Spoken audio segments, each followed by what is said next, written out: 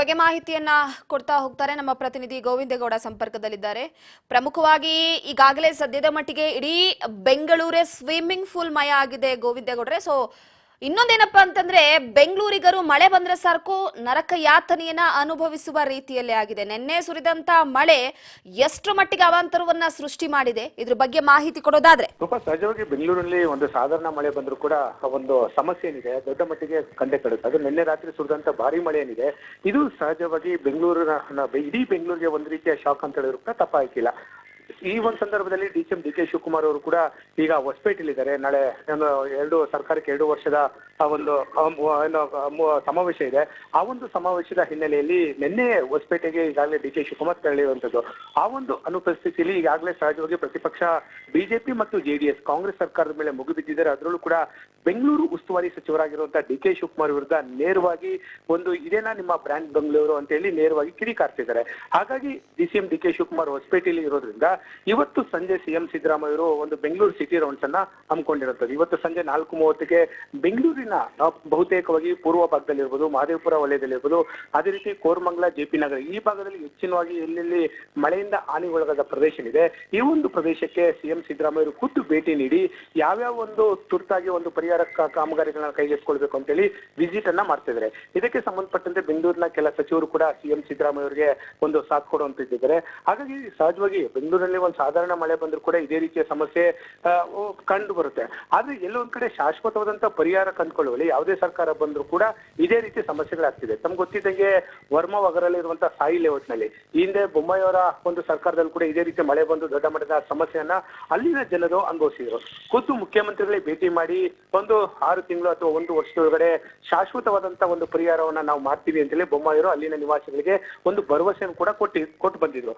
ಆದ್ರೂ ಕೂಡ ಈ 2 ವರ್ಷಗಳ ಕಾಲ ಮುಗಿದಿದೆ. 2 ವರ್ಷ ಈಗ ಕಾಂಗ್ರೆಸ್ ಸರ್ಕಾರ ಬಂದಿದೆ. ಆದ್ರೂ ಕೂಡ ಅಲ್ಲಿ ಏನ್ ನಡೀತಿರುವಂತಹ ಕಾಮಗಾರಿಗಳೇನಿದೆ ಇದೆಲ್ಲವೂ ಕೂಡ ಸ್ಟಾಪ್ ಆಗಿರುವಂತದ್ದು. ಹಾಗಾಗಿ ಸಹಜವಾಗಿ ಒಂದು ಸಣ್ಣ ಮಳೆ ಬಂದರೂ ಕೂಡ ಅಲ್ಲಿ ಮತ್ತೆ ನೀರಿನಿಂದ ಇಡೀ ಏರಿಯಾ ಲೇಔಟ್ ಏನಿದೆ ಜಲಾವೃತ ಆಗ್ತಿದೆ. ಹಾಗಾಗಿ ಖುದ್ದು ಸಿಎಂ ಸಿದ್ದರಾಮಯ್ಯ ಅವರು ಮತ್ತೆ ಇವತ್ತು ಈ ಒಂದು ಪ್ರದೇಶಕ್ಕೆ ಭೇಟಿ ನೀಡಿ ಅಲ್ಲಿ ನಡೀತಿರುವಂತಹ ಕಾಮಗಾರಿ ಇರ್ಬೋದು ಮತ್ತು ಮುಂದೆ ತೆಗೆದುಕೊಳ್ಬೇಕಂತ ಕಾಮಗಾರಿಗಳಿರ್ಬೋದು ಇದೆಲ್ಲವೂ ಕೂಡ ವೀಕ್ಷಣೆ ಮಾಡುವಂತದ್ದಿದೆ.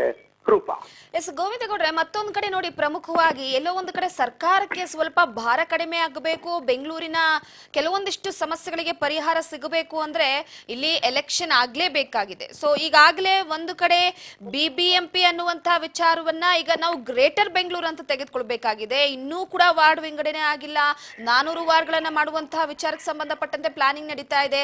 ಸದ್ಯದ ಮಟ್ಟಿಗೆ ಚುನಾವಣೆ ವಿಚಾರವಾಗಿ ಬರೀ ಹೇಳಿಕೆಗಳು ಬರ್ತಿದೆಯೋ ಹೊರತು ಯಾವುದೇ ತರದಂತಹ ಈ ವಿಚಾರಕ್ಕೆ ಸಂಬಂಧಪಟ್ಟಂತೆ ಅಂತಿಮವಾದಂತ ನಿರ್ಧಾರ ಇಲ್ಲ. ಸೊ ಎಲ್ಲೋ ಒಂದು ಕಡೆ ಆ ಭಾಗದಲ್ಲಿರುವಂತ ಕೆಲವೊಂದಿಷ್ಟು ಜನ ಕಾರ್ಪೊರೇಟರ್ಗಳಿಗೆ ಈ ರೀತಿಯಾದಂತಹ ಒಂದು ಸಮಸ್ಯೆ ವಿಚಾರವಾಗಿ ಭಾರ ಹೊರಿಸಿದ್ರೆ ಇಷ್ಟೆಲ್ಲ ಆಗ್ತಿರ್ಲಿಲ್ಲ ಅನ್ಸುತ್ತೆ.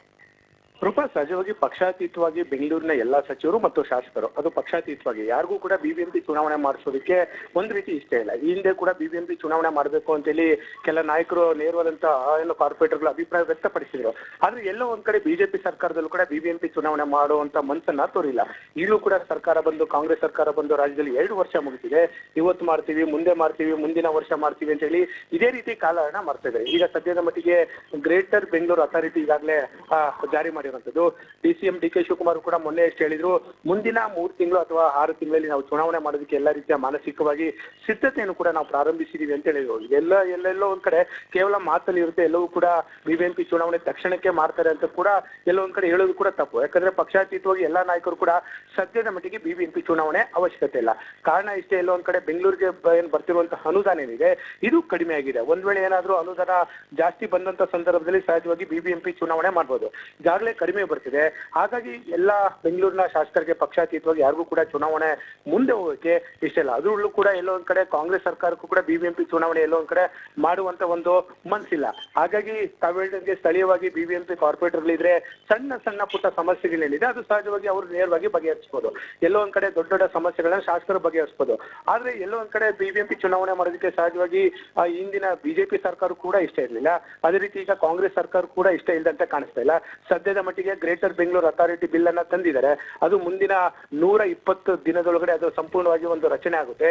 ಇದಾದ ಬಳಿಕ ಬಿಬಿಎಂಪಿ ಚುನಾವಣೆ ಮಾಡಬೇಕು ಅಥವಾ ಬೇಡ ಅನ್ನೋ ಸಂಬಂಧಪಟ್ಟಂತೆ ಅಂತಿಮವಾದಂತ ತೀರ್ಮಾನವನ್ನು ತೆಗೆದುಕೊಳ್ತಾರೆ. ಆದ್ರೆ ಸದ್ಯದ ಮಟ್ಟಿಗೆ ಎಲ್ಲೊಂದ್ ಕಡೆ ಬಿಬಿಎಂಪಿ ಚುನಾವಣೆ ಮಾಡೋದಕ್ಕೆ ಸದ್ಯದ ಮಟ್ಟಿಗೆ ಕಾಂಗ್ರೆಸ್ ಸರ್ಕಾರಕ್ಕೆ ಇಷ್ಟ ಇಲ್ಲ ಅಂತ ಕಾಣಿಸ್ತಿದೆ. ಹಾಗಾಗಿ ಪದೇ ಪದೇ ವಾರ್ಡ್ ವಿಂಗಡಣೆ ವಿಚಾರಣೆ ಇರ್ಬೋದು, ಮೀಸಲಾತಿ ವಿಚಾರ ಇರ್ಬೋದು, ಈ ರೀತಿ ಒಂದು ಕುಂಟು ನೆಪ ಒಡ್ಡಿ ಎಲ್ಲೋ ಒಂದ್ ಕಡೆ ಬಿಬಿಎಂಪಿ ಚುನಾವಣೆ ಕಳೆದ 4 ವರ್ಷಗಳಿಂದ ಮುಂದೂಡುತ್ತಾ ಪಕ್ಷಾತೀತವಾಗಿ, ಅದು ಇಂದಿನ ಬಿಜೆಪಿ ಸರ್ಕಾರ ಇರ್ಬೋದು, ಇವತ್ತಿನ ಒಂದು ಕಾಂಗ್ರೆಸ್ ಸರ್ಕಾರ ಇರ್ಬೋದು, ಒಂದು ಕುಂಟು ನೆಪ ಹೇಳ್ಕೊಂಡು ಬಿಬಿಎಂಪಿ ಚುನಾವಣೆ ಮುಂದೂಡಿಕೆ ಮಾಡ್ಕೊಂಡು ಬರ್ತಿದೆ. ಹಾಗಾಗಿ ಸಹಜವಾಗಿ ಸ್ಥಳೀಯ ಮಟ್ಟದಲ್ಲಿ ಈ ರೀತಿ ಒಂದು ಸಮಸ್ಯೆಗಳಿದೆ. ಸಣ್ಣ ಪುಟ್ಟ ಮಳೆ ಬಂದಂತ ಸಂದರ್ಭದಲ್ಲಿ ಸಣ್ಣ ಪುಟ್ಟ ಸಮಸ್ಯೆಗಳನ್ನೇ ನೋಡ್ಬೇಕಾಗಿತ್ತು ಬಿಬಿಎಂಪಿ ಕಾರ್ಪೊರೇಟರ್ಗಳು, ಈಗ ನೇರವಾಗಿ ಖುದ್ದು ಸರ್ಕಾರವೇ ನೋಡುವಂತ ಪರಿಸ್ಥಿತಿಗೆ ಬಂದಂತೆ ಕಾಣಿಸ್ತದೆ. ಹಾಗಾಗಿ ಬಿಬಿಎಂಪಿ ಚುನಾವಣೆ ಒಂದ್ ವೇಳೆ ಮಾಡಿದಂತ ಸಂದರ್ಭದಲ್ಲಿ ಸ್ಥಳೀಯವಾಗಿ ಇರುವಂತ ಕೆಲವೊಂದು ಆ ವಾರ್ಡ್ಗಳಿರುವಂತ ಸಮಸ್ಯೆಗಳಿಗೆ ಖುದ್ದು ಬಿಬಿಎಂಪಿ ಕಾರ್ಪೊರೇಟರ್ಲೇ ನಿವಾರಿಸಬಹುದಿತ್ತು. ಹಾಗಾಗಿ ಸದ್ಯದ ಮಟ್ಟಿಗೆ ಬಿಬಿಎಂಪಿ ಚುನಾವಣೆ ಮಾಡೋದಕ್ಕೆ ಕಾಂಗ್ರೆಸ್ ಸರ್ಕಾರ ಇಷ್ಟ ಇಲ್ಲ. ಹಾಗಾಗಿ ಬೆಂಗಳೂರಿನಲ್ಲಿ ಒಂದು ಸಾಧಾರಣ ಮಳೆ ಬಂದ್ರು ಕೂಡ ಇಡೀ ಸರ್ಕಾರವೇ ಈಗ ಒಂದು ಆಕ್ಷನ್ ತೆಗೆದುಕೊಳ್ಳುವಂತ ಪರಿಸ್ಥಿತಿಗೆ ಬಂದಂತೆ ಕಾಣಿಸ್ತಾ ಇದೆ. ರೂಪಾ, ಥ್ಯಾಂಕ್ ಯು ನಿಮ್ಮೆಲ್ಲ ಮಾಹಿತಿಗಾಗಿ ಗೋವಿಂದೇಗೌಡ್ರೆ. ಎಸ್, ಪ್ರಮುಖವಾಗಿ ನೋಡಿ ಇಲ್ಲಿ ಒಂದು ಕಡೆ ಗಮನಿಸುವ ಅಂಶ ಏನಪ್ಪಾ ಅಂತಂದ್ರೆ, ಒಂದು ಸರ್ಕಾರದ ವಿರುದ್ಧ ಬೆಂಗಳೂರು ಆಕ್ರೋಶವನ್ನ ವ್ಯಕ್ತಪಡಿಸ್ತಾ ಇದ್ದಾರೆ. ಇನ್ನೊಂದು ಸಹಜವಾಗಿ ಎಲೆಕ್ಷನ್ ವಿಚಾರವಾಗಿ, ಚುನಾವಣೆ ವಿಚಾರವಾಗಿ ನೋಡಬೇಕು ಅಂದ್ರೆ, ಬಿಬಿಎಂಪಿ ಚುನಾವಣೆಯ ವಿಚಾರವಾಗಿ ನೋಡಬೇಕು ಅಂತಂದ್ರೆ ಸರ್ಕಾರಕ್ಕಂತೂ ಸದ್ಯಕ್ಕೆ ಮನಸ್ಸಿಲ್ಲ. ಇನ್ನ ಗ್ರೇಟರ್ ಬೆಂಗಳೂರು ಅನ್ನುವಂಥದ್ದನ್ನ ತಂದು ಎಲ್ಲೋ ಒಂದು ಕಡೆ ಸದ್ಯಕ್ಕೆ ವಾರ್ಡ್ಗಳ ವಿಂಗಡಣೆಯ ವಿಚಾರಕ್ಕೆ ಸಂಬಂಧಪಟ್ಟಂತೆ ಇನ್ನೂ ಮಾತುಕತೆ ನಡೀತಾ ಇದೆ. ಅದರ ನಡುವೆ ಡಿ.ಕೆ. ಶಿವಕುಮಾರ್ ಅವರ ಕನಸಿನ ಕೂಸು ಬ್ರ್ಯಾಂಡ್ ಬೆಂಗಳೂರು ಅನ್ನುವಂಥದ್ದು. ಸೊ ಇದನ್ನ ಮಾಡೋದು ಕೊಟ್ಟಿರುವಂತ ಡಿ.ಕೆ. ಶಿವಕುಮಾರ್ ಅವರಿಗೆ ಈ ಸಮಸ್ಯೆ ಅನ್ನುವಂಥದ್ದು ಬಹಳ ದೊಡ್ಡ ಮಟ್ಟದಾಗ ಕಾಡ್ತಾ ಇದೆ. ಆದ್ರೆ ಜನರು ಮಾತ್ರ ಪರದಾಟವನ್ನ ಅನುಭವಿಸ್ತಾ ಇದ್ದಾರೆ. ಪ್ರತಿ ಬಾರಿ ಕೂಡ ಈ ಸಾಯಿ ಲೇಔಟ್ ಯಾವಾಗ್ಲೂ ಈ ರೀತಿ ಜಲಮಯ ಆಗಿರುತ್ತೆ. ಬೆಂಗಳೂರಿಗರಿಗೆ ಒಂದ್ ರೀತಿ ನರಕ ಯಾತನೆ ಈಗ ಸೃಷ್ಟಿಯಾಗಿರುವಂಥದ್ದು.